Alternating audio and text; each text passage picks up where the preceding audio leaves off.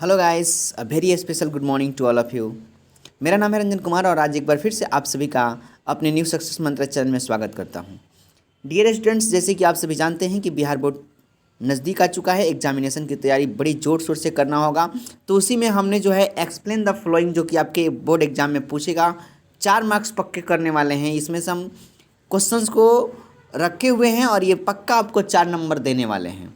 ठीक है, जैसे कि आप ऊपर देख रहे हैं बिहार बोर्ड की तैयारी, बिहार बोर्ड तैयारी 2021 की रंजन सर से आप सही पहुंचे हैं और हम आपको एक्सप्लेन द फ्लोइंग 4 नंबर का आपको बताएंगे, जो कि कमाल का होगा और उसको बहुत बढ़िया से आप देखिएगा, समझिएगा और आपके एग्जाम में पक्का 4 नंबर आने वाले हैं। ठीक है, तो शुरू करते हैं आज का एक मोटिवेशनल लाइन के साथ।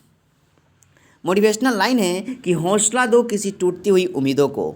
बोला है कि हौसला दो किसी टूटती हुई उम्मीदों को, सहारा दो किसी के थकते हुए कदमों को। जिद हो ऐसी जो आंधी में भी दिया जला दे, जिद हो ऐसी जो आंधी में भी दिया जला दे, जिद हो ऐसी जो अपने संघर्ष को मंजिल से मिला दे। बिल्कुल सही बात है, आपके अंदर एक जिद होना चाहिए, एक जज्बा होना चाहिए और उस जिद और जज्बे के साथ अगर आप अपनी मेहनत को लगातार करते हैं तो ज़रूर एक दिन ना एक दिन आपको मंजिल ज़रूर मिलेगा। ठीक है, तो हटना नहीं है, जिद्दी बन के लड़ते रहना है और अपने आप को हौसला देना है, सहारा देना है अपने थकते हुए कदमों को। तो फिर स्टार्ट करते हैं, बिना बिना देरी किए हम लोग शुरू करते हैं। आज का जो हमारा पहला क्वेश्चन है वो क्वेश्चन से देखिए, बहुत ही कमाल का क्वेश्चन है और ये पक्का आने वाला है आपके एग्जाम में।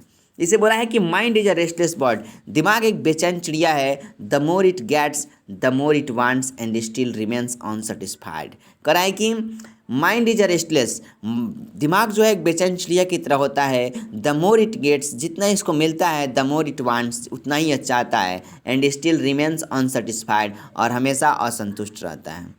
ठीक है, तो देखिए इसमें आपको बताया गया, इसका आंसर दिया है। सबसे पहले आप किस लेसन के लिया गया है उसका और उसके राइटर का नाम आपको मालूम होना चाहिए, तब आप आसानी से इस सवाल को आंसर दे सकते हैं। से बोला है कि this stanza has been taken from an essay Indian civilization and culture. ठीक है, ये स्टेंजा जो है इंडियन सिविलाइजेशन एंड कल्चर से लिया गया है। It has been composed by Mahatma Gandhi, Mahatma Gandhi के द्वारा लिखा गया है। He was also known as Bapu and the father of nation, यानी कि महात्मा गांधी जो है बापू के नाम से जाने जाते हैं, and the father of nation, और राष्ट्र के पिता भी कहलाते हैं।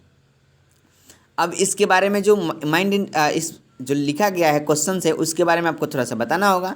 तो बोला है कि इन दिस स्टेंजा, इस स्टेंजा में ही हैज़ कंपेयर्ड आवर माइंड, करा है कि इन दिस स्टेंजा ही has compared our mind to a bird, हमारी दिमाग की जो तुलना एक चिड़िया से किया है। बीइंग अ बर्ड, चिड़िया होने के, बीइंग अ बर्ड एक चिड़िया के, इट्स एक being a bird it's flying in search for more and more food, यानी कि चिड़िया जो होता है वो उड़ती है किस लिए भाई, भोजन की तलाश में। मोर एंड मोर फूड, बहुत ज़्यादा भोजन की तलाश में घूमती रहती है।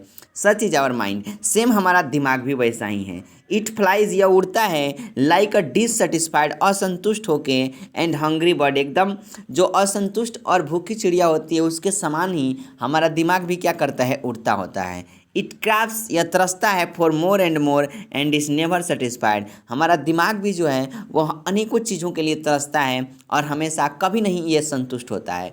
नेवर सेटिस्फाइड होता है मतलब कभी नहीं संतुष्ट होता है, वही बात है। तो इसका अगर सही एक्सप्लेनेशन करते हैं आप तो आपको मिलेंगे 4 नंबर, जो कि आपके एग्ज़ाम में बहुत इंपॉर्टेंट है और हो सकता है तो पूछा जा सकता है एकदम 100%, इसको देख लीजिएगा। चलिए दूसरा जो क्वेश्चन है वो हमारे सामने है ये कि a man is not necessarily happy, एक मनुष्य जो है नहीं नेसेसरली हैप्पी होता है, मतलब आवश्यक नहीं कि खुश होता है, बिकॉज ही इज़ रिच। ठीक है, because he is,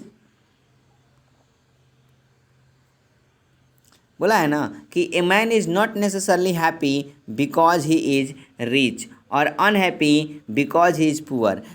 the rich are often seen to be unhappy, the poor are to be happy, मतलब कह रहा है कि एक मनुष्य को जो है नहीं देखा जाता है कि वह आवश्यक नहीं है कि वह खुश है क्योंकि वह धनी है, और ना खुश है क्योंकि वह गरीब है। The rich are often seen to be unhappy, जो धनी लोग होते हैं वह हमेशा अनहैप्पी, ना खुश नज़र आते हैं। The poor to be happy, और जो गरीब होता है वह हमेशा खुश नज़र आता है।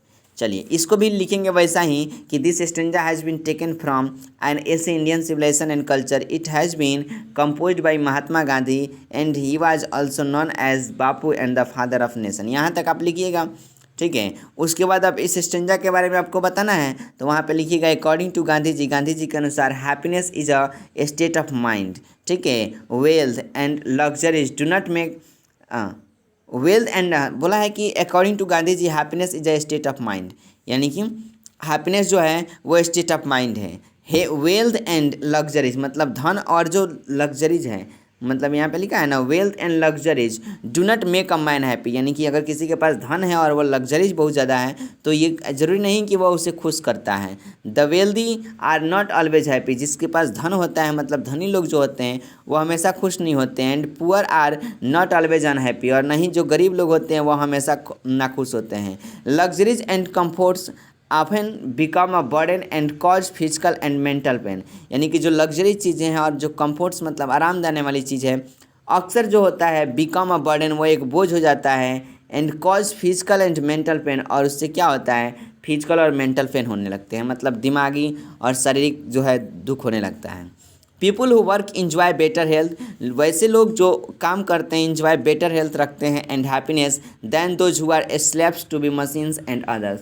ठीक है। कह रहा है कि people who work enjoy better, वैसे लोग जो इंजॉय करते हैं अच्छे तरीके से हेल्थ एंड हैप्पीनेस मतलब खुशी स्वास्थ्य और खुशी को लेके, then those who are slaves to machines and others, वे लोग जो होते हैं वो क्या होते हैं मशीन और अदर्स चीज़ों का वो लोग स्लेव हो जाते हैं मतलब गुलाम हो जाते हैं। अगर आप मशीन और दूसरे चीज़ों का गुलाम हो जाइएगा तो क्या होगा, आपका हेल्थ और हैप्पीनेस तो खुशी तो नज़र आएगा लेकिन आपको जो है फिजिकल और मेंटल पेन बहुत ज़्यादा होंगे। ठीक है, तो वही बात बोला है। उम्मीद करते हैं आपको बहुत अच्छे तरीके से समझ में आ गया होगा। ठीक है, इसको दोनों क्वेश्चंस को देख लीजिएगा क्योंकि मस्ट इंपॉर्टेंट आपके लिए बनता है आपके बोर्ड एग्जाम के लिए।